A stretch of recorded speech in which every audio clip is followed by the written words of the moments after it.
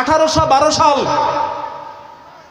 আমেরিকার কিছু বিজ্ঞানী রুহ আবিষ্কার করবে, উঠে পড়ে লেগেছে। কি কেমনে আবিষ্কার করবে? এক ব্যক্তিকে আইসিইউর মধ্যে থেকে ধরে নিয়ে আসছে, একটা কাঁচের ঘর বানাচ্ছে, গ্লাস দ্বারা ঘর বানানো হয়েছে। ওই ঘরের মধ্যে আইসিইউর মধ্যে থাকা অক্সিজেন প্রাপ্ত এক ব্যক্তিকে আনা হয়েছে, কাঁচের ঘরের মধ্যে দেওয়া হয়েছে। কিছু সময় পর লোকটা মারা গেছে, ছটফট করতে করতে মারা গেছে। নার্ভ চেক করা হলো, না লোকটা তো বেঁচে নাই, মারা গেছে। এখন বিজ্ঞানরা রুহু খোঁজে, কই রুহু? রুহু গেল কই? খুঁজতেস, রুহু কই? কই রুহু? পাই নাই।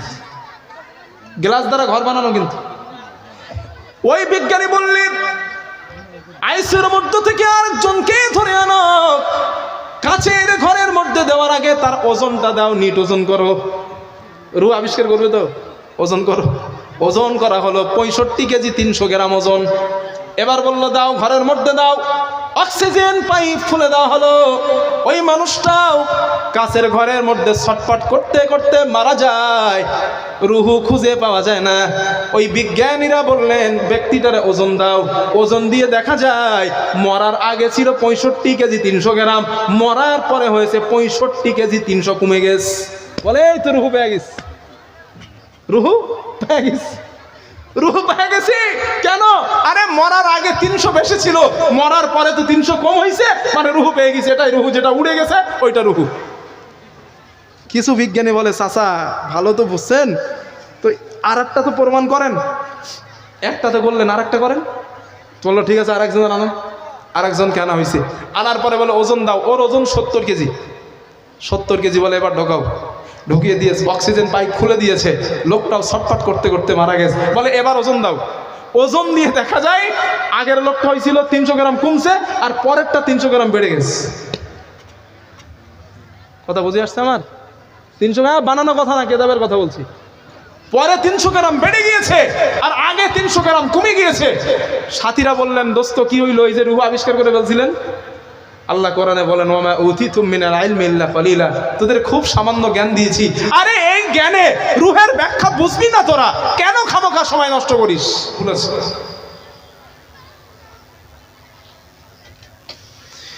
আমার বন্ধুগণ, আমার আলোচনাটা পুরো শুনবেন, দাবি করছি। মাঝখান থেকে উঠবেন না, সমালোচনা করবেন না। আলোচনা কমপ্লিট হলে তারপর সিদ্ধান্ত নেবেন। আমার বন্ধুগণ, আল্লাহ তাআলা কুরআনুল কারীমের মধ্যে বলেন আলিফ লাম রা কিতাবুন আনজালনাহু ইলাইকা লিতুখরিজান নাসা মিনাল যুলুমাতি ইলান নূর। আল্লাহ তাআলা বলেন হে আমার পয়গম্বর, আমি আল্লাহ পাক আপনার কাছে কিতাব নাজিল করলাম, আর আপনাকে দান করলাম, আপনাকে পাঠালাম, এবং আপনার কাছে কোরআন নাজিল করলাম।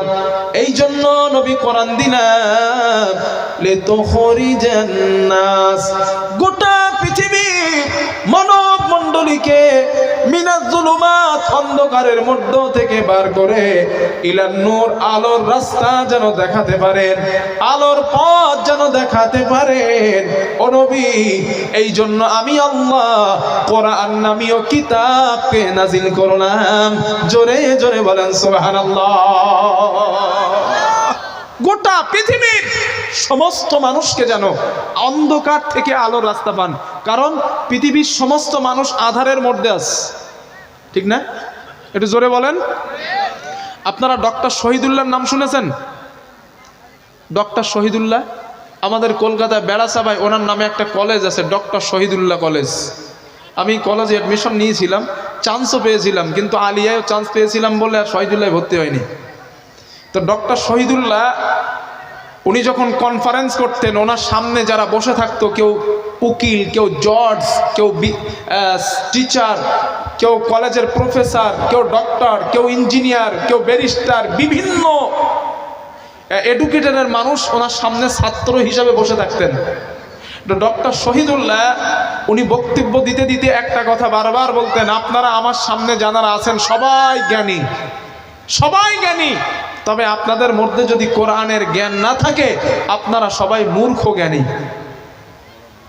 কথা বুঝে আসছে আমার? আপনারা সবাই পণ্ডিত, তবে যদি কোরআনের ইলম আর কোরআনের জ্ঞান আপনাদের কাছে না থাকে, আপনারা সব মূর্খ পণ্ডিত। আমি ওনার কথা বহুত চিন্তা করছি, ঘটনা কি, ব্যাখ্যা তো লেখা হয় নাই, তো ইনি এমন কথা কেন বলতেন। তো চিন্তা ভাবনা করে দেখি দুটো একটা অ্যান্সার আমি পেয়েছি। হ্যাঁ, আজ সমাজের মধ্যে দেখেন অনেক উকিলকে পাবেন যারা উকিল ডিগ্রি অর্জন করে ঘুষের সঙ্গে সম্পর্ক রাখে। ঠিক বলছি না ভুল বলছি? কারণ সে মূর্খ জ্ঞানী, এজন্যই মানুষকে ধোঁকা দিয়ে টাকা নেয়। আরে অনেক চাকরিজীবী এমন আছেন, সই করেন, ঘুষ না দিলে সই করেন না। আরে আমি বাকিবিল্লাহ নিজে, আমি ভালো এডুকেটেড ছাত্র, কলকাতা আলিয়ার ফার্স্ট ক্লাস, আমি 1.5 লক্ষ টাকা দিইনি বলে চাকরি হয়নি আমার। চালাকি করলে হবে না তো ভাই,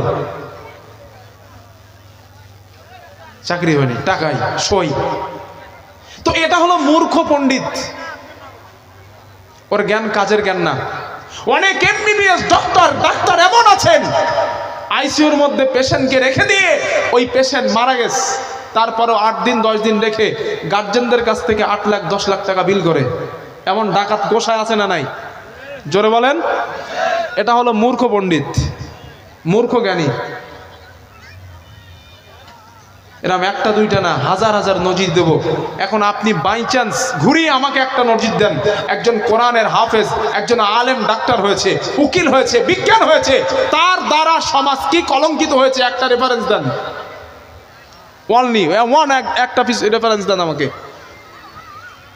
তো ডক্টর শহীদুল্লাহর কথার ব্যাখ্যা আমি ওই দিন পেলাম, সেই দিন পেলাম যেই দিন উনি কথা বলছেন কোরআনের জ্ঞান আর ইলম যদি না থাকে আপনারা মূর্খ পণ্ডিত। তো পরে চিন্তা করে দেখলাম কথা তো উনি খারাপ বলেন নাই, বাস্তবিক কোরআনের ইলম, কোরআনের জ্ঞান আল্লাহর প্রদত্ত জ্ঞান যার মধ্যে না আছে, তার সেই ব্যক্তিটা পৃথিবীর যা ইচ্ছা সে সেটাই করতে পারে, সে যে কোনো ধর্মের হতে পারে। আমার কথা কি বুঝে আসছে ভাই আপনাদের? একটুখান সত্য করে বলেন না, বুঝে আসছে আমার কথা? একটুখান মন দেন, অনুরোধ করছি আপনাদের। আমার বন্ধুগণ, আল্লাহ তাআলা দুনিয়ার মানুষের কাছে কোরআন দিলেন। আল্লাহ পাক মানব জাতিকে অন্ধকার থেকে আলোর রাস্তা দেখানোর জন্য তথা অশান্তিময় জীবনকে শান্ত করানোর জন্য আল্লাহ তাআলা কোরআন নামীয় ওনার কথাটাকে তিনি নাজিল করে দিলেন। আমরা মুসলমান দুনিয়ার সবগুলো বুঝলাম, দুনিয়ার বিজনেস, পলিটিক্স, অর্থনৈতিক, বিজনেস, চাকরিজীবী সবগুলো বুঝলাম, কিন্তু আল্লাহ তাআলার কোরআনটা বুঝি নাই। আফসোস এই জাতির জন্য, আমি বাকি বিল্লাহর আফসোস না, আফসোসে আল্লাহর জন্য। কারণ পৃথিবীতে আল্লাহর মতো জ্ঞানী আর কেউ হতে পারে না। আল্লাহর মতো জ্ঞান পৃথিবীর কারো নাই। সেই রবের কাছ থেকে আশা করার মানুষ যখন দূরে চলে যায়, আল্লাহ যেন তার প্রতি আফসোস করে বলেন, ও বান্দা, আমি তোকে আলোর পথ দেখানোর জন্য কোরআন দিলাম, আর কোরআন ছেড়ে দিয়ে অন্য জায়গায় আলোর পথ তুমি তালাশ করো। বান্দা, তোমার জন্য আলোর পথ তালাশ করা সম্ভব না। মজার একটা তথ্য নেন, আপনারা যত মানুষ আমার সামনে বসা, আমাকে আপনারা বলেন কুরআনুল কারীমের প্রথম সূরা কোনটা? জোরে বলেন। আরে ভাই না, কুরআনুল কারীমের প্রথম সূরা কোনটা? শুরু করলে কোন সূরা পড়ে? সূরা ফাতিহা কোরআনের অংশ, তবে প্রথম সূরা না এটা। সূরা ফাতিহা তো দোয়া। হ্যাঁ, সূরাতুল বাকারা কোরআনের প্রথম সূরা। এটা আমি বলি নাই, মুফাসসিরদের কল। কোরআনের প্রথম সূরা হলো সূরাতুল বাকারা। আচ্ছা, বাকারা শব্দের বাংলা অর্থ কি জানেন? গাভী, কাউ, গরু। বাকারা মানে গরু। আর কোরআনের সর্বশেষ সূরার নাম কি? লজিক দেখেন কি জিনিস। শেষ সূরার নাম নাস। নাস মানে মানুষ। আচ্ছা, কোরআনের প্রথম সূরা দিয়েছেন আল্লাহ গরু দিয়ে, লাস্টে দিলেন মানুষ দিয়ে, ঘটনা কি ভাই? ভাবছেন কোন দিন? প্রথমে মানুষ দিতে পারতেন, লাস্টে গরু দিতে পারতেন। আল্লাহ তাদের নাই, প্রথমে গরু দিয়েছেন, লাস্টে মানুষ দিয়েছেন। এর অর্থ কি? অর্থ হলো এটাই, তোমরা পৃথিবীতে যারা আছো সব গরু, কোরআনের কাছে গরু হয়ে ঢুকবা, এই কোরআন তোমার এই মানুষ বানায় বার করে দিবে। সুবহানাল্লাহ বলতে চান না? আরে রব বলেছেন ঢোকো গরু হয়ে, এই কোরআন তোমার জীবন, তোমার লাইফ, অল লাইফ কন্ট্রোল করে মানুষ বানায় বার করবে। এক্সাম্পল নেন, ডক্টর মরিস বুকাইলির নাম শুনছেন? ফ্রান্সের মমি স্পেশালিস্ট বিজ্ঞানী ডক্টর মরিস বুকাইলি। ভাই আলোচনাটা ভালো করে শোনেন। ওই ডক্টর মরিস বুকাইলি গরু হয়ে কোরআনের কাছে ঢুকছে, কোরআন মানুষ বানায় বার করছে। দলিল ভালো করে শোনেন। আরবের এক কনফারেন্স, ডক্টর মরিস বুকাইলি উপস্থিত। আরবের একজন শায়েখ বক্তৃতা দেওয়ার জন্য উঠলেন। বক্তৃতার শুরুতেই তিনি বললেন, যালিকাল কিতাব লা রাইবা ফি, this is a book, there is no doubt. Doctor Maurice Bucaille বলে, না ইম্পসিবল, হতেই পারে না এটা। হ্যাঁ, পৃথিবীতে কত রাইটারের বই পড়লাম, প্রত্যেক রাইটারের বইয়ের মধ্যে এটা লেখা আছে, প্রিয় পাঠক পাঠিকা, আমার লেখা বইয়ের মধ্যে কোনো আকার একার হস্যিকার হস্যকার দীর্ঘকার কোনো সেন্টেন্স বাক্যে যদি ভুল হয় আমাকে ধরিয়ে দিলে আগামী সংস্করণে উক্ত ভুল সংশোধন করতে বাধ্য থাকিব। আর কোরআন কি বলছে? This is a book, there is no doubt. How impossible, এটা হতে পারে না। ডক্টর মরিস বুকাইলি চ্যালেঞ্জ ছুড়ে দিলেন, আমি কোরআনের ভুল বার করব। একদিন দুই দিন না, আল ফ্রম সায়েন্স নামক কিতাব থেকে কথা বলছি। কিতাবের মধ্যে লেখা হয়েছে একটানা 6 বছর উনি কোরআন রিসার্চ করলেন, কোরআন শিখলেন। আমাদের মতো শেখে নাই, প্রত্যেকটা সেন্টেন্স বাক্যের অর্থ জেনে শিখলেন। রিসার্চ করছে, রিসার্চ করতে করতে কোরআনুল কারীমের মধ্যে মুসা নবী এবং ফেরাউনের বর্ণনা আছে না? জোরে বলেন, আছে। ডক্টর মরিস বুকাইলি কি বিজ্ঞানী ছিলেন? মমিস স্পেশালিস্ট বিজ্ঞানী। ফেরাউনের দেহটা কিভাবে রাখা হয়েছে? মমি করে রাখা হয়েছে। এখন এই পুরো তথ্যটা কোরআনুল কারীমের মধ্যে পেয়ে গেছে। আমি একটু তথ্যটা আগের থেকে বলি, মজা পাবেন। আল্লাহ তাআলা কোরআনুল কারীমের মধ্যে বলেন, ওয়াসাওয়াজনা বিবানি ইসরাঈলাল বাহর ফাআতবাআহুম ফিরআউন ওয়া জুনুদুহুম বাগিয়ান ওয়া আদওয়াক হাত্তা ইযা আদরাকাহুল গরক ক্বালা আমানতু আন্নাহু লা ইলাহা ইল্লাল্লাযী আমানাত বিহি বানু ইসরাঈল ওয়া আনা মিনাল মুসলিমিন। জোরে বলেন আল্লাহু আকবার। আল্লাহ তাআলা বলেন, ফিরআউন আমার পয়গম্বর মুসা তাকে হত্যা করার ষড়যন্ত্র করলো। আল্লাহ পাক মুসা নবীকে ওহী করলেন, মুসা রাতের বেলা তুমি তোমার কওমকে নিয়ে চলে যাও, হিজরত করো। তাফসীরের কিতাবে পাওয়া যায় মুসা নবীর উপরে 12টা গোত্র ঈমান এনেছিলেন। 12টা গোত্রকে সঙ্গে নিয়ে মুসা নবী চলা আরম্ভ করে দিলেন। 12টা গোত্রকে নিলেন। চলতে চলতে সমুদ্রের সামনে চলে যায়। সমুদ্র যেটা ছিল নাম কি? হ্যাঁ, this is a wrong answer. নীল নদ কে বলছে আপনাদের? হুজুররা বলছে না? পড়ছেন কোথাও নীল নদ? ওইটা ভুল, নীল নদ না। কোরআনে শব্দ আসছে বাহারুন। বাহরুন শব্দের অর্থ হলো দরিয়া। দরিয়া তাকে বলা হয় যার এদিক থেকে ওই দিক দেখা যায় না, সাগরকে দরিয়া বলা হয়। এখন নীল নদ এত সরু, হাবুড় জুড়ে কেউ পার হতে পারবে সাঁতার দিয়ে। তাফসীরের কিতাবে লেখা হয়েছে ওটা নীল নদ না, ওটা ছিল লোহিত সাগর। কি ছিল ভাই? জোরে বলেন। লোহিত সাগর, ওটা নীল নদ ছিল না। আমার বন্ধুগণ, লোহিত সাগরের কিনারায় পয়গম্বর মুসা এবং ওনার উত্তরসূরি, ওনার সঙ্গী যারা ছিল দাঁড়ায় গেছে। সামনে সাগর। ফেরাউনের কাছে খবর চলে গিয়েছে, ও আমাদের রব, ও আমাদের খোদা, মুসা এবং তার সঙ্গীরা সমুদ্রের কিনারায় দাঁড়িয়ে গিয়েছে, ঘরের মধ্যে তারা কেউ নাই। ফেরাউন বলল, খুদু, ওদেরকে ধরো, পাকড়াও করো। নীল লোহিত সাগরের কিনারায় তারা দাঁড়িয়ে আছে। ফেরাউন 3 দিক থেকে সাঁড়াশি আক্রমণ শুরু করলো। 3 দিক থেকে যখন অ্যাটাক করা শুরু করলো, মুসা নবীর উম্মতেরা মুসা নবীকে বললেন, ইয়া মুসা ইন্না লামুদরাকুন। হে মুসা, আমরা তো পাকড়াও হয়ে গেলাম, আমরা তো ধরা পড়ে গেলাম। আমাদের বাঁচার আর কোনো রাস্তা নাই।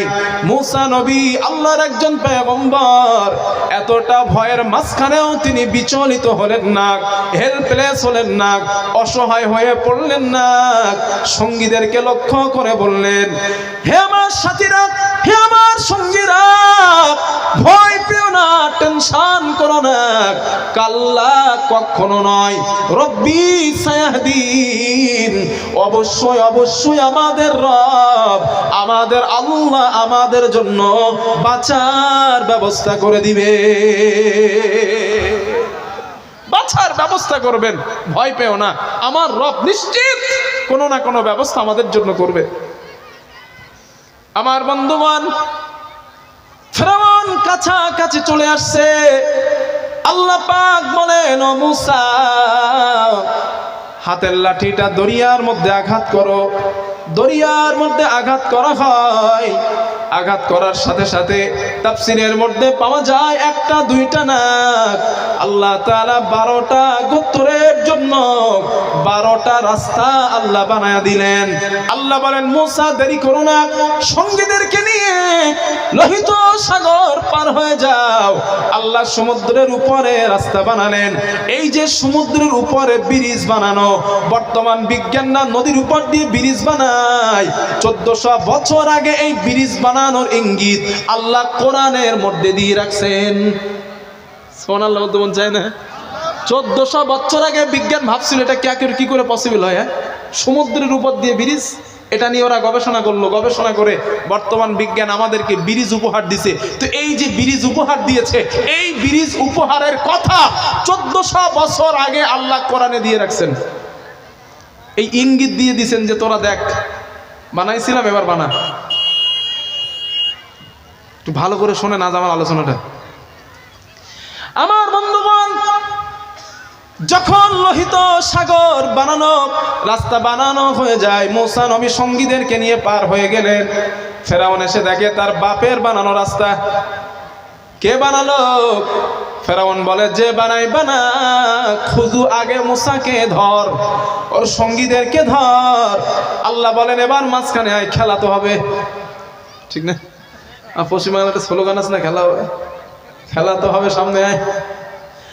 আল্লাহ পাক বলেন, ইন্না বাতশা রাব্বিকা লাশাদীদ। আল্লাহ বলেন, আমি ধরি না, আমি আল্লাহ ধরলে কিন্তু, জোরে বলেন, ছাড়ি না। আল্লাহ বলেন, আমি রবের ধরা শক্ত। ফেরাউন মাঝখানে চলে আসছে। আল্লাহ পাক বলেন, দরিয়া রাস্তা বন্ধ করে দে। দরিয়া রাস্তা বন্ধ করে দিল, রাস্তাটা বন্ধ হয়ে যায়, ফেরাউন ডুবে যায়, লোক লস্কর গুলা মারা যায়। ফেরাউন একবার নিচেই যায়, আবার উপরে ওঠে, পানি খেতে খেতে পেট হয়ে গেছে টেম্পু মাছের মতো মোটা। ফেরাউন দেখলো বাঁচার তো উপায় নাই, বাঁচার তো উপায় নাই। আল্লাহ পাক বলেন, ফেরাউন এবার আমারে বলেছিল, লা ইলাহা ইল্লাল্লাযী আমানাত বিহি বানু ইসরাঈল। ও রব, আমি সাক্ষী দিচ্ছি, তুমি ছাড়া কোনো মাবুদ নাই, তুমি ছাড়া কোনো খোদা নাই, তুমি ছাড়া কোনো ইলাহ নাই। আল্লাহ, আমি সাক্ষী দিলাম। দেখেন, এখন বিপদে পড়েছে, দেখলো বাঁচার তো কোনো রাস্তা নাই, এখন বলে আল্লাহ তুমি ছাড়া কোনো খোদা নাই। কিন্তু এর আগে বলছিল, আনা রব্বুকুমুল আলা, আমি তো সব থেকে বড় খোদা। মানে মানুষের মেন্টালিটি এতটা খারাপ, বিপদ না আসলে আল্লাহরে চিনতে পারে না, ঠিক কিনা বলেন? এখন বিপদ আসছে, এখন বলে আল্লাহ তুমি ছাড়া কোনো মাবুদ নাই। আল্লাহ, আমি শুধু এই সাক্ষী দিলাম না, ও আমার রব, আমি এতটুকু সাক্ষী দিয়ে দিলাম, ঈমান আল্লাহময় আল্লাহর উপরে, যে আল্লাহর উপরে বনি ইসরাইল কওমেরা ঈমান এনেছে, ওয়া আনা মিনাল মুসলিমিন, আর আল্লাহ আমি মুসলমান, এরপরেও আমারে মারেন কেন? দেখছেন শয়তানের কথা, দেখছেন শয়তান বলে কি, আরে ওয়া আনা মিনাল মুসলিমিন, মালিক আমি মুসলিম, আমারে মারেন কেন? আল্লাহ বলে তুই মুসলিম না? আল্লাহ কি জবাবটা দিছে দেখেন, ওর উত্তর যেমন ছিল আল্লাহর জবাবটাও এমন। আল্লাহ জবাব দিয়েছেন, আল আন, এখন, হ্যাঁ এখন সময় হয়েছে, ওয়াকাদ আসাইতা ক্বাবলু ওয়া কুনতা মিনাল মুফসিদিন, অতীতে বহুত সময় দিয়েছিলাম তোরে, বহুত সুযোগ দিয়েছি, জুলুম অত্যাচার করেছিস, সুযোগের পর সুযোগ দিয়েছি, সুযোগের পর সুযোগ দিয়েছি। ওয়া কুনতা মিনাল মুফসিদিন, তুই ইমানদার দাবি করিস, তুই ইমানদার না, তুই হলে একটা সন্ত্রাস, জঙ্গি। মুফসিদিন মানে সন্ত্রাস, মুফসিদিন মানে জঙ্গি, মুফসিদিন মানে ফাসাদ সৃষ্টিকারী, মুফসিদিন মানে অত্যাচারকারী, মুফসিদিন মানে মানুষকে দেশ থেকে বিতাড়িতকারী, মুফসিদিন মানে সমাজে রক্ত এবং হানাদার ফাসাদ সৃষ্টিকারীকে আরবিতে আল্লাহর ভাষায় বলা হয় মুফসিদিন। কথা বুঝে আসছে আমার? তাহলে টুপি দাড়ি থাকলেই সন্ত্রাস আর জঙ্গি হয় না। আবার বলছি, টুপি দাড়ি থাকলেই সন্ত্রাস আর জঙ্গি হয় না। জঙ্গি আর সন্ত্রাস হয় তার কর্মের কারণে। ঠিক কিনা বলেন? যদি টুপি দাড়ির কারণে বলেন আপনি যে আপনার মাথায় টুপি আছে, আপনার মুখে জঙ্গি, আপনার মুখে দাড়ি আছে, আপনি জঙ্গি, তাহলে রবীন্দ্রনাথ ঠাকুরকে কি বলবেন? কথা বলেন কেন? যদি মাথায় টুপি দেওয়ার কারণে, মাথায় টুপি দেওয়ার কারণে জঙ্গি হতে হয়, তো স্বামী বিবেকানন্দরে কি বলবেন? সুতরাং লেবাজে জঙ্গি প্রমাণিত হয় না, জঙ্গি প্রমাণিত হয় কর্মে, কাজে। তার নিজের মধ্যে যে স্ট্রাকচার বৈশিষ্ট্য আছে, ওই বৈশিষ্ট্যর কারণে একটা মানুষ জঙ্গি খ্যাতক সমাজের মধ্যে নেয়। আর আল্লাহর ভাষায় জঙ্গি কারা? যারা সমাজে রক্তপাত করে, ফাসাদ সৃষ্টি করে, মানুষকে অত্যাচার করে, জুলুম করে, পাওয়ারের কারণে, ক্ষমতার কারণে একজন আরেকজনের উপরে কষ্ট আর জুলুম চাপায়া দেয়। আল্লাহর ভাষায় তারাই হলো জঙ্গি। আমি বলি নাই। মুফসিদিন মানে দেখেন, কথা কি কিছু বুঝে আসছে ভাই আমার? আল্লাহ বলেন ওরাই হলো জঙ্গি। ফেরাউন, তোরে বহুত সময় দিছি, অনেক সুযোগ দিছি, এরপরে আমি আল্লাহ এখন ধরছি আর তোরে ছাড়বো না। ডক্টর মরিস বুকাইলি এই পুরো তথ্যটা কোরআনে পড়তেস। ঘটনা কি? ফেরাউন এসেছে মুসা নবীর অন্তত, মুহাম্মদ সাল্লাল্লাহু আলাইহি ওয়াসাল্লামের অন্তত 2500 বছর আগে। এই মুসা নবীর ঘটনা তথ্য, ফেরাউনের তথ্য কোরআনের মধ্যে আসে কিভাবে? এটা পড়তেস। আমার বন্ধুগণ, ভাই কথা বলেন না, কথাগুলো একটু শোনেন। আল্লাহ পাক ফেরাউনকে বলল, ফেরাউন আমি আল্লাহ তোকে আজ শুধু মারবো না, আমি আল্লাহ তোরে শেষ করবো না। ফালইয়াউমা নুনাজ্জিকা বিবাদানিকা লিতাকুনা লিমান খালফাকা আয়া। আল্লাহ তাআলা বলেন, আজ আমি রব তোকে শুধু মারবো না, আমি আল্লাহ তোর শরীরটাকে পানিতে গলাবো না, পোকায় খাবে না, জীর্ণ হবে না, নষ্ট হবে না। আল্লাহ পাক বলেন আমি কিয়ামত পর্যন্ত অক্ষুণ্ণ রেখে দিব, হেফাজত তোর শরীরটারে করব। কেন করব জানিস? পুলসি রুফিল আরদি সুম্মা উযরু কাইফা কানা আকিবাতুল মুকাদ্দিবিন।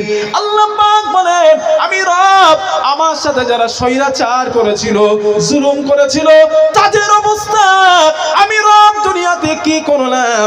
যাও মিশরের কায়রো জাদুঘরে গিয়ে দেখে আসো।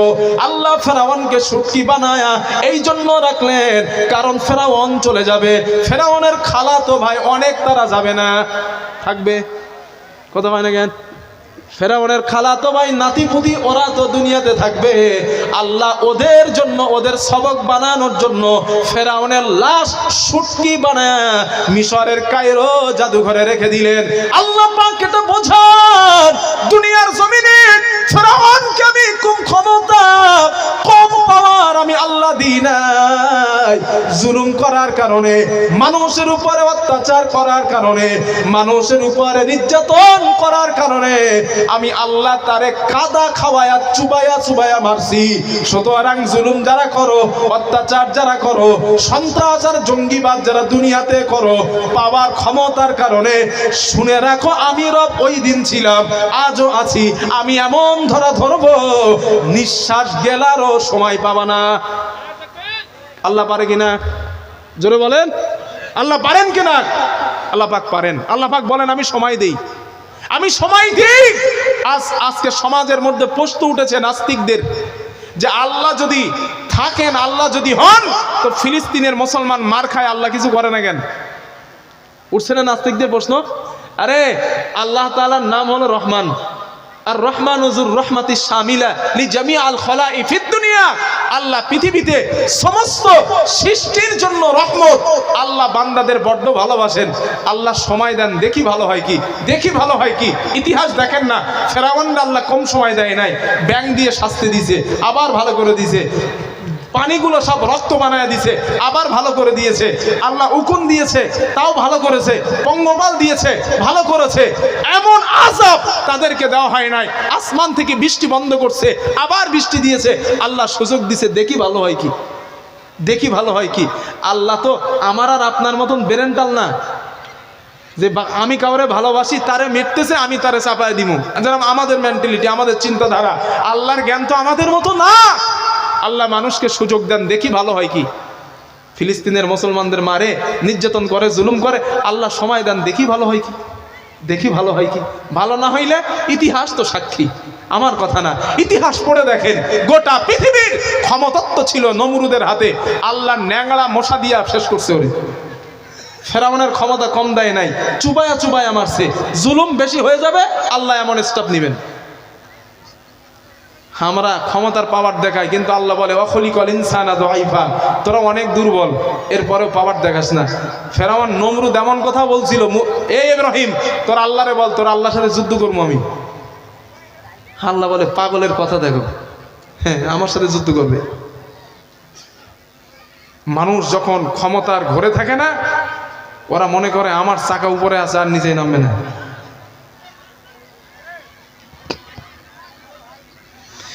আমার বন্ধুগণ, ডক্টর মরিস বুখাইলি এই পুরো তথ্যটা কোরআনুল কারীমের মধ্যে তিনি পড়লেন। পড়ার পরে আশ্চর্য হয়ে গেলেন, এটাই তো আমার দিস ইজ দ্য মোমেন্ট। কোরআনকে ভুল প্রমাণিত করার জন্য এই তথ্যটা আমার কাছে যথেষ্ট। কারণ ফেরাউনের মৃত্যুর বর্ণনা লোহিত সাগরে ডুবে হয়েছে, এই তথ্য কোরআনুল কারীম দিয়েছে। কিন্তু আমি তো মমি স্পেশালিস্ট বিজ্ঞানী, আমি প্রমাণ করব ফেরাউনের মৃত্যু লোহিত সাগরে পানিতে ডুবে যাবার কারণে হয় নাই, তার মৃত্যু হয়েছে অন্য কোনো কারণে। ফ্রান্সের সরকারের কাছে আবেদন করা হলো, মিশরের সরকারকে বলা হলো ফেরাউনের লাশটা ফ্রান্সের জমিনে পাঠানোর জন্য।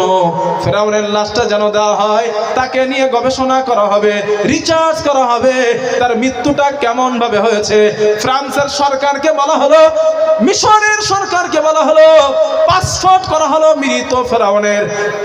স্পেশাল ফ্লাইটে করে, পাইলট ফ্লাইটে, প্লেনে করে মিশর থেকে ফ্রান্সের জমিনে আনা হয়। 42 জন 42 বিজ্ঞানী মিলে রাতের বেলা ফেরাউনের দেহ নিয়ে গবেষণা চালানো হয়। চালাতে চালাতে ডক্টর মরিস বুখাইলি টিমের মধ্যে হেড ক্লাস, ফার্স্ট ক্লাসে তিনি আছেন, তিনি লিডার, তিনি নেতা।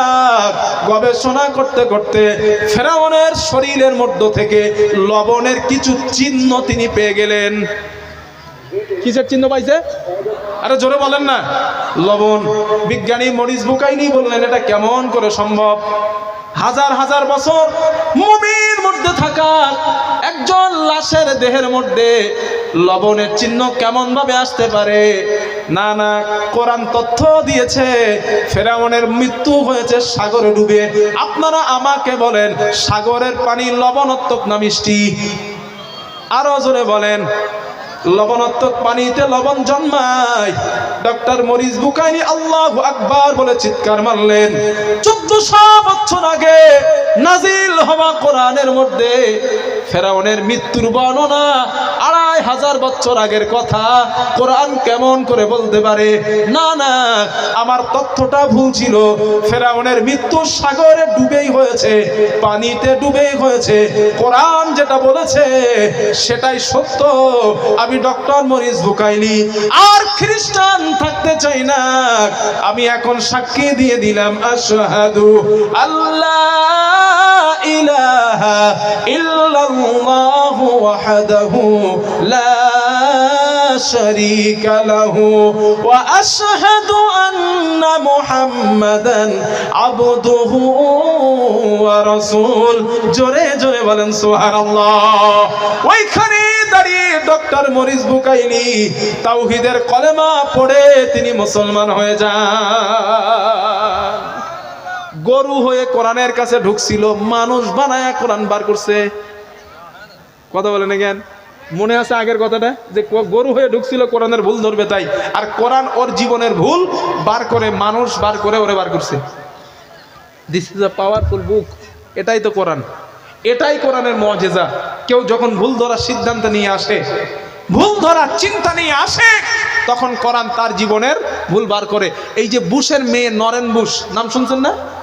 নরেন বুশ কোরআনে 42 জায়গায় ভুল ধরছিল, লাল কালির চিহ্ন দিয়েছে, ওইখানে ভুল, ওইখানে ভুল, ওইখানে ভুল।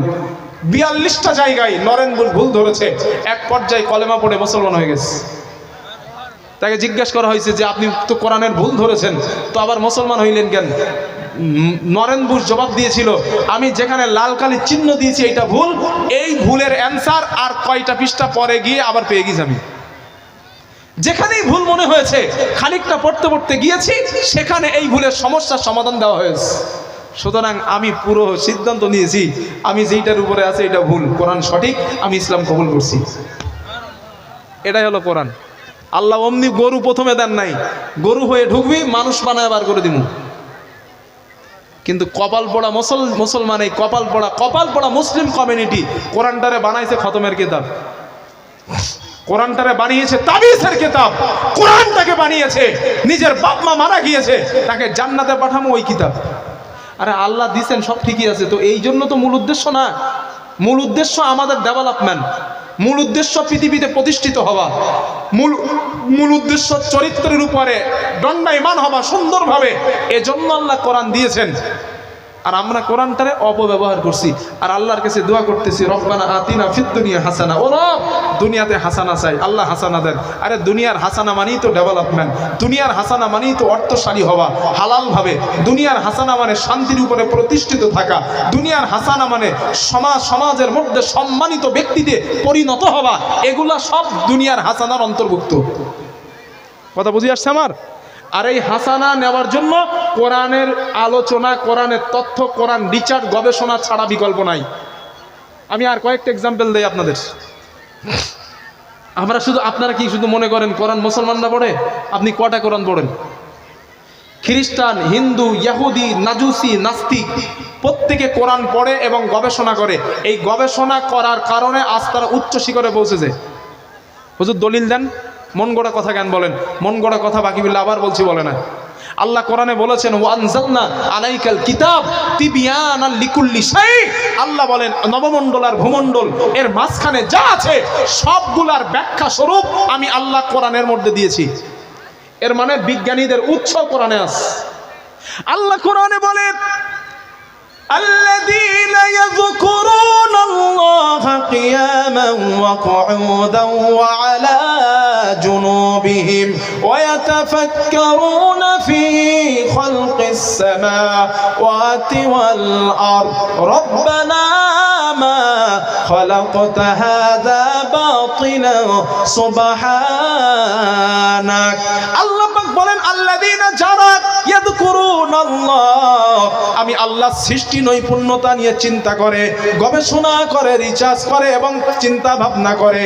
আল্লাহ বলেন কিয়ামান দাঁড়ায়া, ও কুউদান বসে, ওয়া আলা জুনুবিহিম এবং সর্ব অবস্থায়। আল্লাহ পাক বলেন আমার সৃষ্টি নিদর্শন নিয়ে যারা চিন্তা ভাবনা করে, গবেষণা করে, রিসার্চ যারা করে, আল্লাহ পাক বলেন তারা বলে রব্বানা মা খালাকতা হাযা বাতিলা সুবহানাক।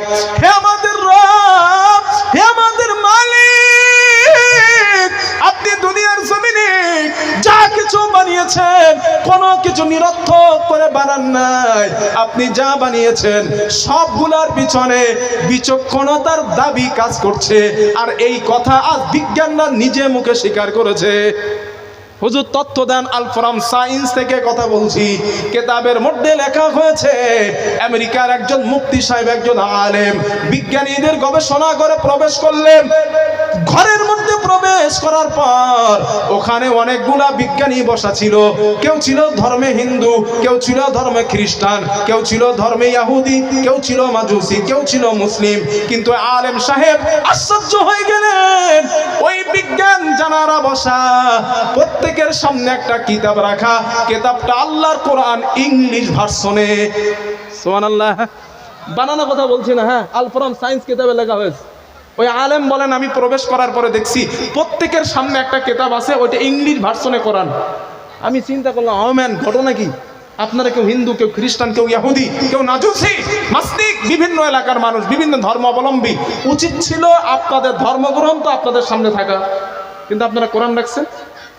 বিজ্ঞানরা বলছেন, মাওলানা সাহেব আপনারা তো কোরআনে শুধু ফতোয়া খোঁজেন, আমরা কোরআনে ফতোয়া খুঁজি না, আমাদের গবেষণা, আমাদের রিসার্চ, যেখানে আমরা আটকে যাই কোরআন থেকে সাহায্য নেই। কিভাবে?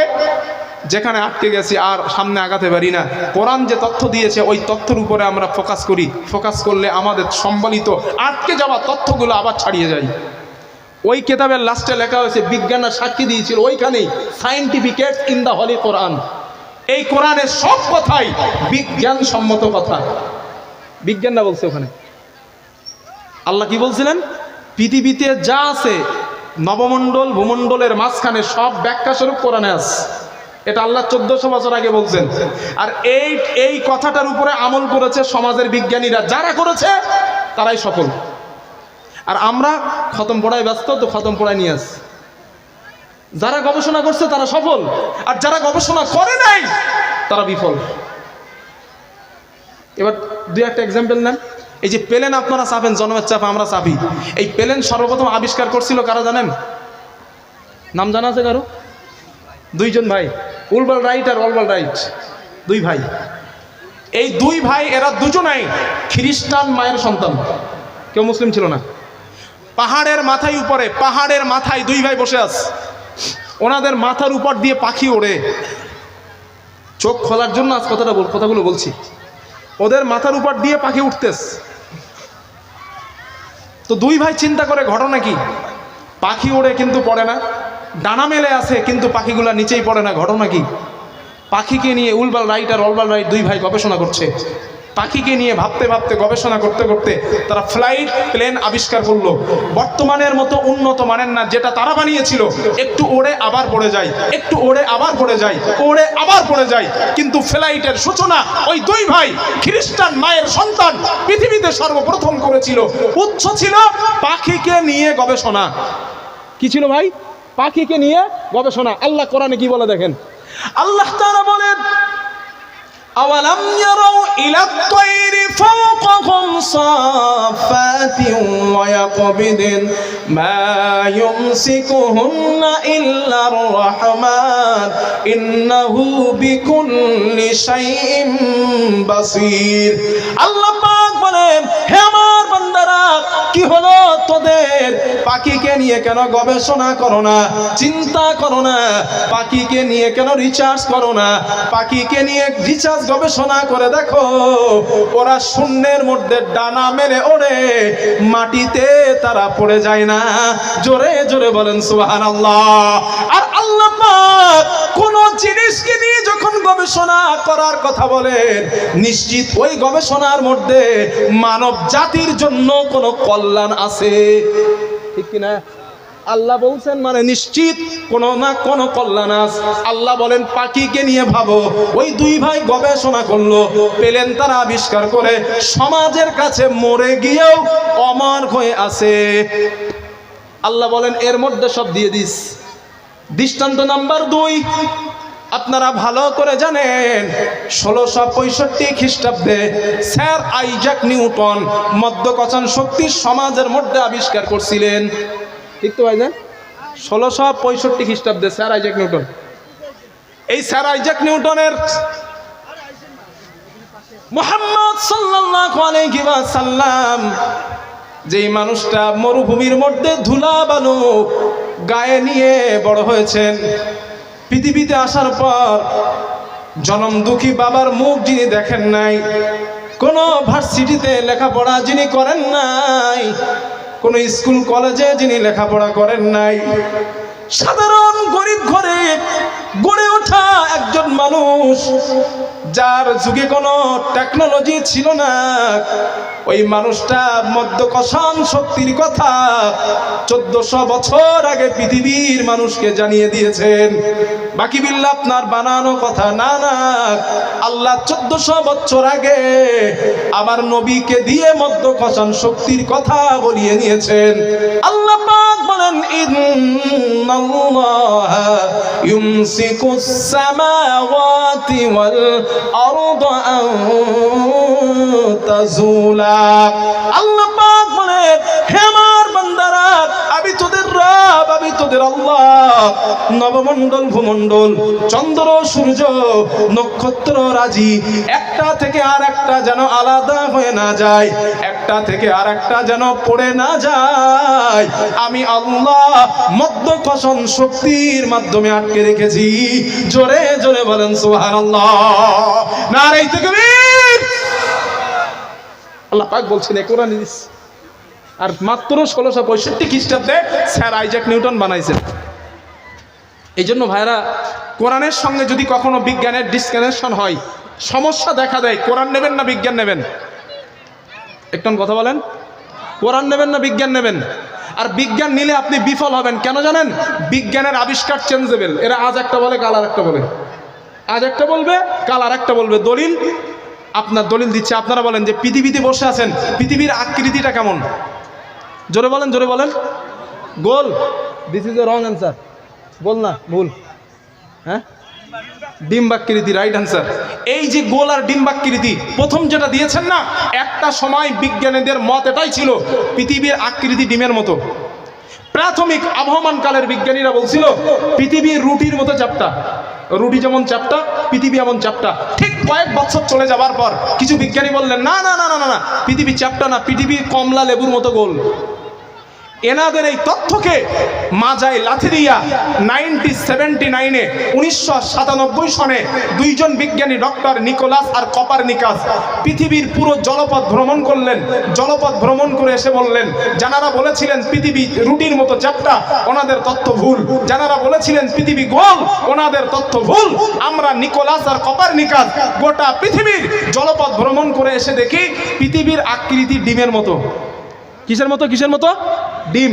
এই কথাটা বলেছে কতদিন আগে? 1997 সনে। আর আগে দুবার কি বলছিল? চ্যাপ্টার গোল। আর 1400 বছর আগে এই কোরআন, যেই কোরআনকে বর্তমান ওল্ড বুক বলা হয়, সেই কোরআন 1400 বছর আগে পৃথিবীবাসীকে বলে দিয়েছে, ও পৃথিবীর মানুষ শোনো, তোমরা যারা বলছো পৃথিবী চ্যাপ্টা, তোমাদের তত্ত্ব ভুল প্রমাণিত হবে। তোমরা যারা বলছো গোল, তোমাদের তত্ত্ব ভুল প্রমাণিত হবে। কারণ পৃথিবী চ্যাপ্টাও না, পৃথিবী গোলও না। ওয়াল আরদা বাদা যালিকা দাহাহা। আল্লাহ বলেন এই পৃথিবীটারে আমি বানিয়েছি ডিম্বাকৃতি করে। কিসের মতো বানাইছেন? দহাহা বলা হয় আরবিতে, ওলামায়ে কেরাম যারা আছেন, আমার ভাইজান তো দারুন দেওবন্দ থেকে ফারাক, দহাহা বলা হয় উট পাখির ডিমকে। কারে বলা হয়? উট পাখির ডিমকে আরবিতে দাহাহা বলা হয়। এই দাহাহা উট পাখির ডিমকে আল্লাহ তাআলা পৃথিবীর মতো তৈরি করেছেন। আর এই কথা বলছে কতদিন আগে বিজ্ঞানীরা? 1979-এ। তাহলে কোরআন যেটা বলছে ওটার উপরে কোরআন দাঁড়িয়েছিল, ইস্তেকামাত ছিল, এস্টাবলিশ হয়েছিল। কিন্তু বিজ্ঞান যেটা বলছিল এটার উপরে ওরা দাঁড়াতে, জোরে বলেন, পারে না। এই জন্য বিজ্ঞানের সঙ্গে কখনো কোরআনের সমস্যা হলে বিজ্ঞান মানেন না, কোরআন নেন। কারণ এই ভুল কয়েকদিন আগেই বিজ্ঞান স্বীকার করবে না, এটা আমাদের ভুল ছিল। দৃষ্টান্ত নাম্বার 4, এই যে বৃষ্টি হয়, বিজ্ঞান যারা, অমুক দিন আপনাদের এই যে আলিপুরদুয়ার, আমাদের পশ্চিমবাংলা আবহাওয়া বিজ্ঞানীদের অফিস, ঠিক না? আলিপুরদুয়ারে অফিসে বসে বলেন অমুক দিন উত্তরবঙ্গে বৃষ্টি হতে পারে, দক্ষিণবঙ্গে বৃষ্টি হতে পারে। এই যে তথ্য ওনারা দেন, কেমন ভাবে দেন? আল্লাহ কোরআনে বলেছেন, এই যে আবহাওয়া বিজ্ঞান যারা তোমাদের তথ্য দেয়, ঝড় হবা, বৃষ্টি হবা, এই তথ্যটা আমি আল্লাহ ওদের জানার জন্য, বোঝার জন্য সহজ করে দিয়েছি। আল্লাহুল্লাযী আরসালার রিয়াহা ফাতুসিরু সাহাবা ফাসুকনাহু ইলা বালাদিন বালাদিন মাইয়িতিন ফাআহইয়ানা বিহিল আরদা বা'দা মাউতিহা কাযালিকান নুশুর। আল্লাহ পাক বলেন, হে আমার বান্দারা, এই আয়াতের ব্যাখ্যাটা একটু ভালো করে শোনেন। ব্যাখ্যাটা আল্লাহ পাক বলেন, হে আমার বান্দারা, আমি আল্লাহ তাআলা সমুদ্রের লবণাক্ত পানিগুলা নিম্ন আকারে নিম্নচাপ ঘটায়া বাষ্প আকারে আসমানের মধ্যে উত্থিত করে নিলাম। বাষ্প আকারে উত্থিত করলাম। এই বাষ্পটা বিজ্ঞানরা দেখতে পায়। নিম্নচাপ সমাজ সব সমুদ্রের মধ্যে হয়। আল্লাহ বলেন এটাও দেখার ব্যবস্থা করে দিয়েছি। আল্লাহ পাক বলেন ওই বাষ্পটা আমি আসমানে ওঠায়া নেওয়ার পর আমি এবার মেঘমালায় জমা করলাম, মেঘমালায় পরিণত করলাম। এই মেঘমালায় জমা হয়ে যাবা এটাও দেখা যায় না, দেখা যায় না। আরো জোরে বলেন। আল্লাহ পাক বলেন ওই মেঘমালায় জমা করার পর আমি এবার বাতাসকে অর্ডার করি, বাতাস মেঘটাকে উত্তরবঙ্গে নিয়ে যাক, দক্ষিণবঙ্গে নিয়ে যাক। আল্লাহ বলেন আমার হুকুম পাওয়ার পর বাতাস মেঘটাকে অমুক জায়গায় টেনে নিয়ে যায়। আল্লাহ পাক বলেন টেনে নিয়ে যাওয়ার পর আমি আবার মেঘকে অর্ডার করি, মেঘ তোর ভিতর থেকে বিন্দু বিন্দু পানির ফোঁটা বর্ষণ করে দে। আল্লাহ পাক বলেন আমার এই হুকুম পাওয়ার পর মেঘের ভিতর থেকে বিন্দু বিন্দু পানির ফোঁটা জমিনের মধ্যে বর্ষণ করে দেওয়া হয়। আল্লাহ তাআলা বলেন যে জমিনটা চৈত্র মাসে বৈশাখ মাসে ফেটে যায়, আসমানের পানি দিয়া জমিনটারে জিন্দা করে দিলাম। আল্লাহ বলেন এই পুরো প্রক্রিয়াটা আমি আল্লাহ মানুষকে দেখায়া দেখায়া করি। সুবহানাল্লাহ বলেন। এবার এইদিকে একটু মন দেন। আল্লাহ বলেন আমি সমুদ্রের মধ্যে নিম্নচাপ ঘটাইছি। নিম্নচাপ বিজ্ঞানরা বলে না, আবহাওয়া বিজ্ঞানীরা যে নিম্নচাপ হয়েছে এত কিলোমিটার বেগে ঝড় হতে পারে, হবে এটা কিন্তু বলে না, হতে পারে এটা বলে। বৃষ্টি হতে পারে 50-50 সম্ভাবনা এটা বলে, কিন্তু হবে এটা বলে না। কারণ আল্লাহ বলেন এই বাষ্পটা আমি আসমানে ওঠাই, আসমানে ওঠায় নিয়ে মেঘে জমা করি। বিজ্ঞানরা দেখেন না কোথায় মেঘ জমা হয়েছে। এরপরে আল্লাহ বলেন আমি মেঘটারে টেনে নিয়ে যাই বাতাসের মাধ্যমে। জমা মেঘ কোন দিকে যায় বিজ্ঞানরা খেয়াল করেন যে কই দিকে যায় দেখি। আল্লাহ বলছেন আমি দেখাই মেঘগুলা। এই টেনে নিয়ে যাওয়ার প্রক্রিয়াটা পুরো বিজ্ঞানরা ক্যাপচারে। এই ক্যাপচার করে এনারা কথা বলতে বাধ্য হন যে অমুক দিন উত্তরবঙ্গে অমুক জেলায় বৃষ্টি হতে পারে। 100% হবে এটা কিন্তু বলে না। দিস ইজ মাই চ্যালেঞ্জ, কিয়ামত পর্যন্ত দিলাম। একটা বিজ্ঞানীর বলতে বলেন, একজন, অনলি একজন বিজ্ঞানীর অমুক দিন এই আপনাদের এটা কি কুচবিহার, এই কুচবিহারের মধ্যে এত মিলিমিটার বেগে এতটা বৃষ্টি হবে, একটা বিজ্ঞানীর বলতে বলেন। সারা জীবন পেশাবের পানি তুলবো, দিস ইজ মাই চ্যালেঞ্জ, এই ওপেন ক্যামেরার সামনে বলছি। একজন বিজ্ঞানী বলতে বলেন এই উত্তরবঙ্গে মধ্যে এই যে আপনাদের কুচবিহার এলাকায় এত মিলিমিটার বেগে ঘন্টায় এতটা বৃষ্টি হবে 100%, এবং এতটা বৃষ্টি অতটা বৃষ্টি হতে পারে, এত লিটার মিলিলিটার হতে পারে, এটা বলতে বলেন। কিয়ামত পর্যন্ত সময় দিলাম। কেন সময় দিয়েছি জানেন? আমি চ্যালেঞ্জ করছি কেন? আল্লাহ এই তালায় চাবি মেরে দিয়েছেন। আল্লাহ বলেন বিজ্ঞান কেন, বিজ্ঞানের বাবু বলতে পারবে না যে 100% বৃষ্টি হবেই ওখানে এবং অতটা হবে, এটা বলতে পারবে না। কেন? আল্লাহ কোরআনে বলেন, আল্লাহ তাআলা বলেন ইন্নাল্লাহা ইনদাহু ইলমুস সাআ ওয়া ইউনাজ্জিলুল গায়সা ওয়া ইয়ালামু মা ফিল আরহাম ওয়া মা তাদরি نفس ماذا تكسب غدا وما تدري نفس بأي أرض تموت إن الله عليم خبير। জোরে বলেন আল্লাহু আকবার। আল্লাহ পাক বলেন হে আমার বান্দারা, 5টা বিষয়ের এলেম, 5টা বিষয়ের জ্ঞান আমি আল্লাহ দুনিয়ার কাউরে দেই নাই। কয়টা? আরো জোরে বলেন। 5টা বিষয়ের জ্ঞান। 1 নাম্বার ইনদাহু ইলমুস সাআ, কিয়ামত কবে হবে এটা দুনিয়ার কেউ জানে না, কোন নবী জানেন না, কোন পীর পয়গম্বর বুজুর্গনে দিন জানেন না। আল্লাহ পাক বলেন কিয়ামত কবে হবে এই জ্ঞানটা আছে আমি আল্লাহর কাছে অনলি, আর কেউ জানে না। 2 নাম্বার ওয়ায়ুনাজ্জিলুল গায়স, ও বান্দারা পানি বৃষ্টি কোথা কোথায় কখন কতটা বর্ষণ হবে এটা দুনিয়ার কেউ জানে না। আল্লাহ বলেন জানি একমাত্র আমি তোমাদের আল্লাহ। জোরে জোরে বলেন সুবহানাল্লাহ। তো আল্লাহই তো বলছেন বৃষ্টি কোথায় কতটা দিব, কখন দিব, কিভাবে দিব, এটা আমি আল্লাহ ছাড়া কেউ আর জানে না। তো বিজ্ঞান বলবে কেমনে? আল্লাহ এই কথাটা আপনারা বিশ্বাস করেন, আল্লাহ যতটুকু মানুষকে বোঝার, আবিষ্কার করার সেন্স, বুদ্ধি দিয়েছেন, এর বাইরে মানুষ আর যেতে পারবে? জোরে বলেন।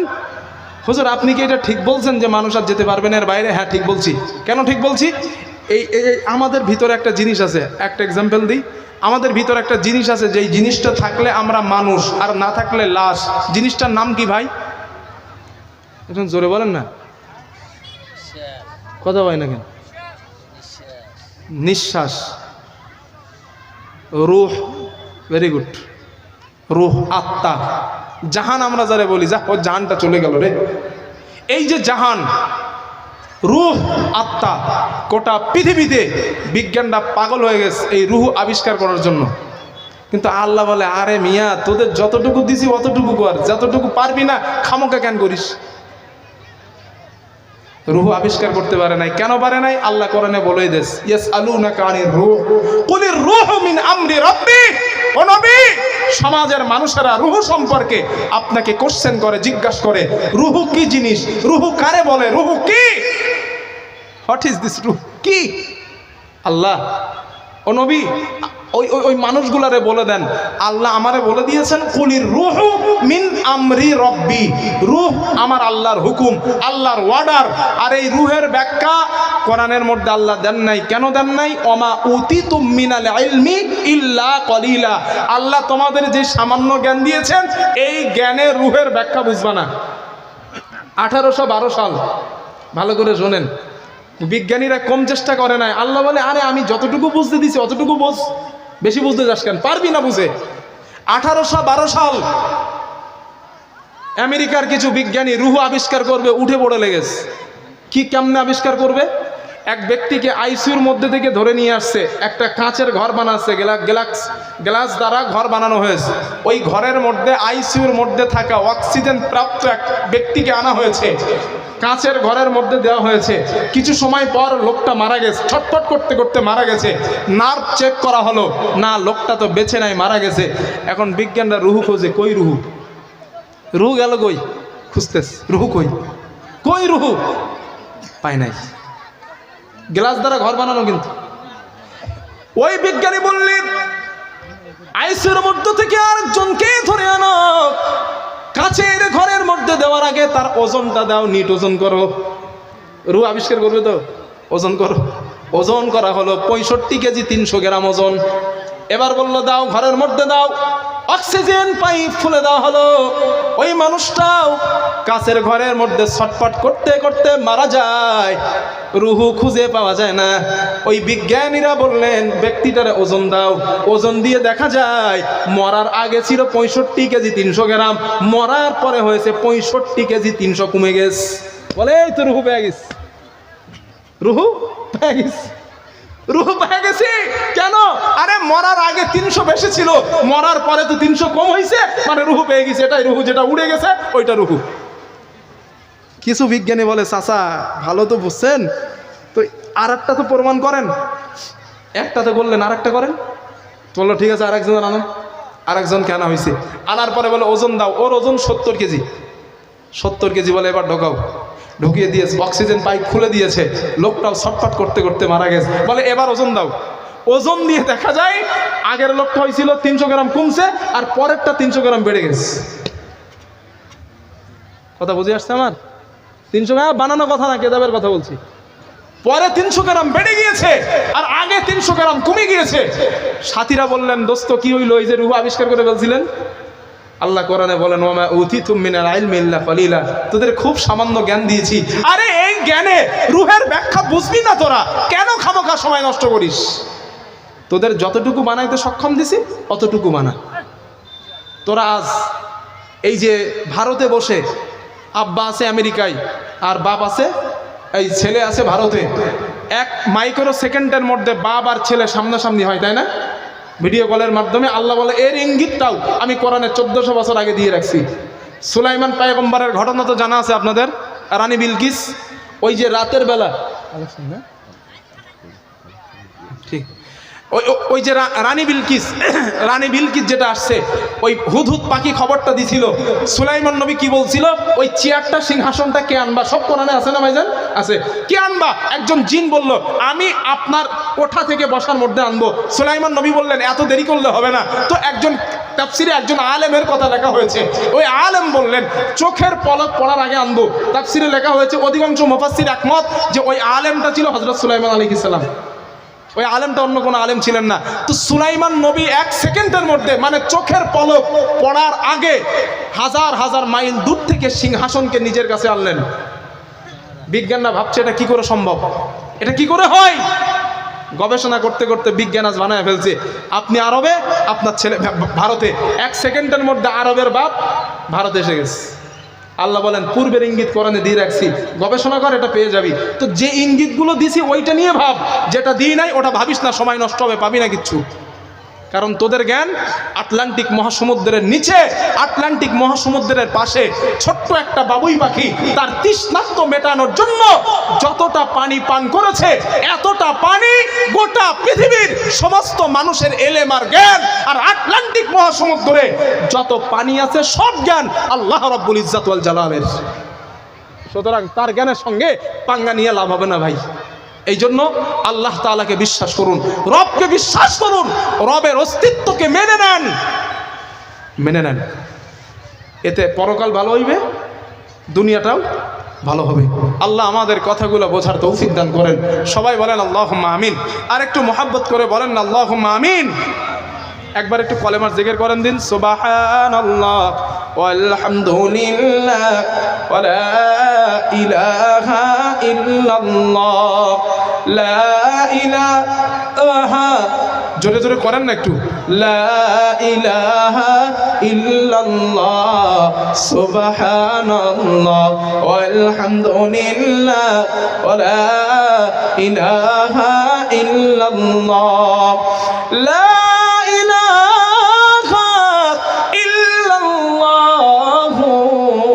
মুহাম্মাদুর রাসূলুল্লাহ সাল্লাল্লাহু।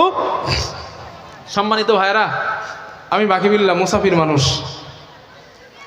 আমি আপনাদের কাছ থেকে বিদায় নেওয়ার আগে আমার মনটা খুব চাচ্ছে আপনাদের মসজিদের উক্তি ও মসজিদের উন্নতি কল্পে দেওয়া জলসা। আমি বাকিবিল্লাহ চলে যাওয়ার আগে, না কেউ উঠেন না আল্লাহর রাস্তায়, এটা দাবি করছি ভাই। এত সময় বক্তৃতা দিয়েছি, আপনারা সবাই ছিলেন কম বেশি। রাত 11টা বাজতে যায়, তাও আপনারা ওঠেন নাই, আছেন। অনুরোধ করছি আর একটুখানি কষ্ট করেন। আমি বাকিবিল্লাহ চলে যাওয়ার আগে আপনাদের কাছে এই মসজিদের জন্য একটুখানি হাত পাতবো, আমার হাতটা ফেরায় দেন না। এই মজলিসের মধ্যে একজন বান্দা আছেন, এই মসজিদের জন্য, আল্লাহর ঘর মসজিদের জন্য 10টা হাজার টাকা দেবেন। আব্বা মরে গেছেন, মা মারা গেছেন, ওই আব্বা মা মারা যাবার তাদের রুহের মাগফিরাতের জন্য সদকায়ে জারিয়ার হিসাবে মসজিদে 10টা হাজার টাকা দেবেন। আল্লাহর একজন বান্দা দেবেন।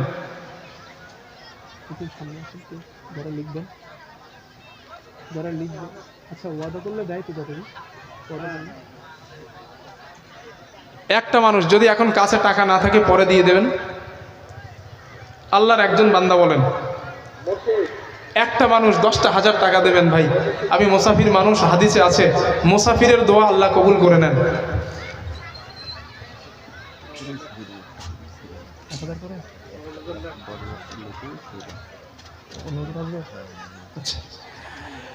আল্লাহর একজন বান্দা বলেন 10টা হাজার টাকা দেনেওয়ালা দিয়েছেন কে ভাই? আল্লামা শাহজাহান আমার ভাই, তোমার বান্দা। আল্লাহ 10,000 টাকা আল্লাহ তুমি কবুল করে নাও, আল্লাহ তুমি মঞ্জুর করে নাও। আল্লাহ দানের বিনিময় জীবনের গুনাহ খাতা তুমি মাফ করে দাও। জোরে জোরে বলেন আমিন। প্রিয় ভাইরা, আমি যে কটা কথা মোটামুটি আপনাদেরকে বলছি, ইচ্ছাকৃত ভুল কথা বলেনি, তবে মানুষ স্লিপ অফ টান হতে পারে। আমার তো জ্ঞান টান কিছু নাই, যা একটু একটু আছে, একটা দুইটা, ওইটা দিয়ে একটু একটু বলছি। এখন আমার পরে আরেকজন আসামের একজন বিখ্যাত হুজুর আছেন, তিনি আবার কথা বলবেন। তো ইনশাল্লাহ 11টা পর্যন্ত সময় ছিল, 11টা মোটামুটি বাজিয়ে ফেলেছি, হুজুর আসবেন। তো চলে যাওয়ার আগে 5 মিনিট আছে, আর 5 মিনিটের মধ্যে হুজুর এসে যাবেন। 5 মিনিটের মধ্যে আল্লাহর একজন বান্দা বলবেন 5টা হাজার টাকা দেবেন আমার হাতে, একটা মানুষ আমার কাছে দেন, 5 মিনিট সময়, এর মধ্যে হুজুর আসা পর্যন্ত আমি আছি। 5টা মিনিটের মধ্যে 5টা হাজার টাকা দেবেন একজন দেনেওয়ালা। পুরো মজলিসের মধ্যে আব্বা আমার জন্য আমি চলে যাওয়ার আগে রোহানি মুসাফির হালতে দোয়াটা করে যাব ইনশাআল্লাহ। একটা বান্দা বলেন 5টা হাজার টাকা দেনেওয়ালা, একজন আল্লাহর বান্দা, একটা মানুষ আল্লাহ তাআলার একজন দেনেওয়ালা বান্দা কি আছেন? 5টা হাজার টাকা দেবেন আমার হাতে, বাকিটা হুজুর যিনি আছেন উনি করবেন ইনশাআল্লাহ। কি না শারজিনা বিবি প্রধান, ও মাশাআল্লাহ আপনাদের প্রধান। আল্লাহ তাআলা শারজিনা বিবি তোমার একজন বান্দা বান্দি, 5,000 টাকা দিবেন। আল্লাহ তুমি কবুল করো, আল্লাহ তুমি মঞ্জুর করে নাও। আল্লাহ ধানের বিনিময় জীবনের গুনাহ খাতা মাফ করে দাও। জোরে জোরে বলেন আল্লাহুম্মা আমিন। আল্লাহ তাআলা এই দানের বিনিময় জীবনের গুনাহ মাফ করো, অপরাধগুলো ক্ষমা করো। আল্লাহ হায়াতে তৈয়বা নসিব করে দাও। কিয়ামতের দিন পরিবার সহ এক জান্নাতে যাওয়ার তৌফিক তুমি দিয়ে দিও। জোরে জোরে বলেন আমিন। নারে তাকবীর। দাও খোদা দাও আমায় আবার ওমর দারাজ দিল, দাও খোদা দাও আমায় আবার ওমর দারাজ দিল, দাও আলীর মতো বীর সেনানি, আলীর মতো বীর সেনানি জাগাতে নিখিল, দাও খোদা দাও আমায় আবার ওমর দারাজ দিল। সবাই ভালো থাকেন, সুখে থাকেন। ওয়া আখির দাওয়ানা আলহামদুলিল্লাহি রাব্বিল আলামিন। আসসালামু আলাইকুম ওয়া রাহমাতুল্লাহ।